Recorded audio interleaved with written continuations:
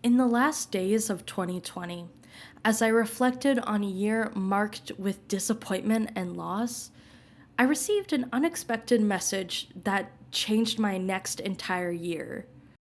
Funk McLovin, known as JoJo, a creator whose work I deeply admire with the Homestuck fandom, reached out to ask if my commissions were open.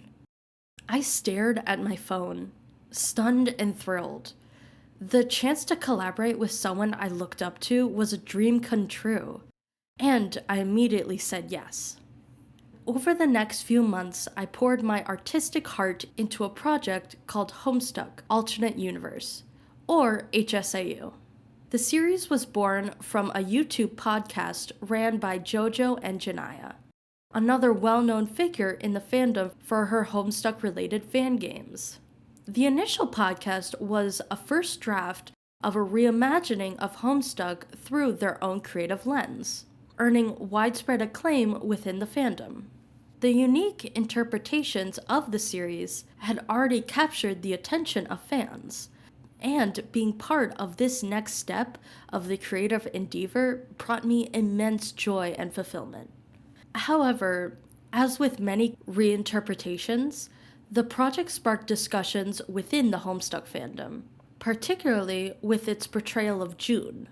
June, a trans version of Homestuck's original protagonist, John Egbert, became a focal point for both praise and criticism. This reception with June raises important questions about how trans characters are portrayed and received in fiction. The discussion reflects not just societal attitudes towards trans representation in media, but the unique ways fandoms explore and expand these narratives. Before diving deeper into these themes, let me introduce myself. I'm Sunny Dionysus. I'm an artist, a video essayist, and, most of all, an annoyance. I'm fascinated by our digital age and how fandoms shape and reshape the stories they love. So I need to yap about it somewhere people may listen. If that sounds appealing, make sure to subscribe and like the video. To start, HSAU falls squarely under the umbrella of fanfiction, which is distinct from simply being inspired by or influenced by Homestuck.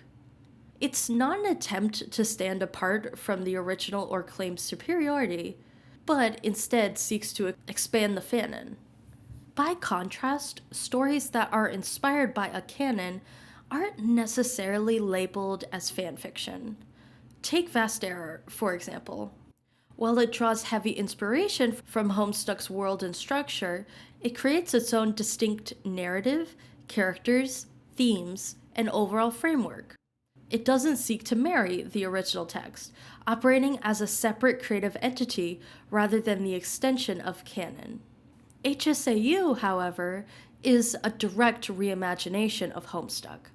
It's deeply rooted in the original narrative, reinterpreting its characters and themes while staying connected to the original source material. This makes it distinctly fanfiction, as it works within the established universe to explore new ideas and possibilities. I delve deeper into the concept of fanon and how it reshapes beloved stories in my Welcome Home video, which I'll link below for you to check out.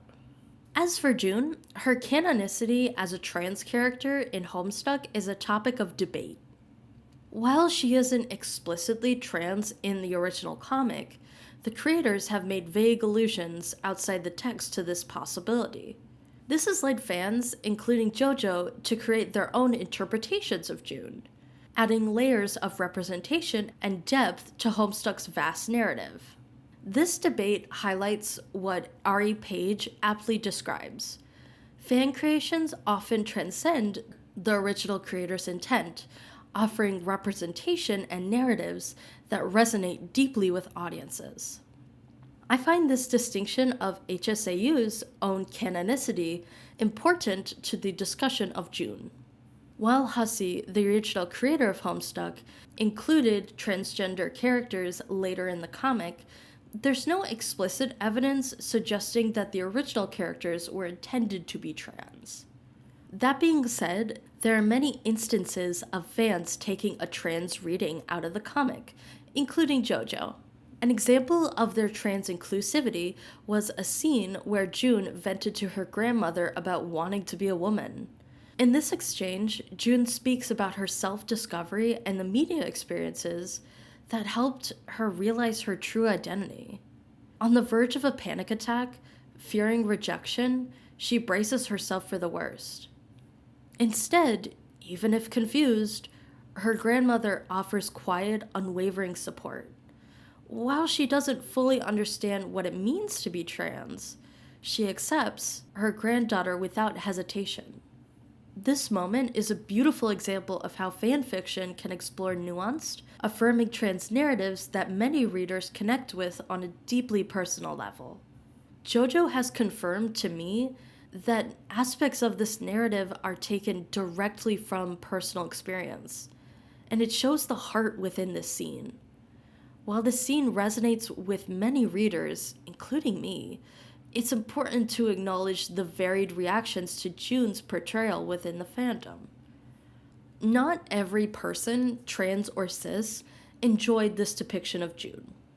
While some fans were averse to the mere concept of a trans character in fanworks, which, in my opinion, are invalid, there are more personal critiques from trans people.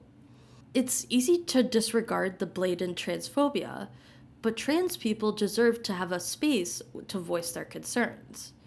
Some fans felt that June's journey was too straightforward and predictable, making her story less compelling to them. Complaints about the first episode sprinkling in hints to her gender were commented on, even years ago. They are not necessarily wrong to feel this way, but there also needs to be a variety of stories about trans people, not just one person's type. It illustrates an important truth. No single story can capture the breadth of trans experiences. As JoJo put it, I don't like the idea that there are right or wrong trans narratives, only honest and dishonest ones. And June is incredibly honest to their experience. JoJo put a lot of their own life with media, such as anime and female family members, into June's story, and sometimes the critique about this can feel unnecessarily harsh because it is directly pulled from JoJo's life.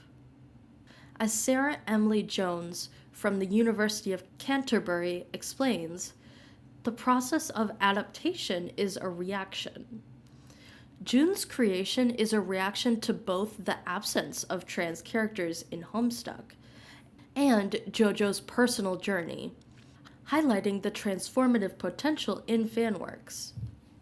In mainstream media and original works, the trans experience can be overlooked or entirely absent. For instance, in media like Harry Potter, there are no openly trans characters despite its focus on identity, transformation, and self-discovery, themes that naturally align with trans narratives. We all know why, though.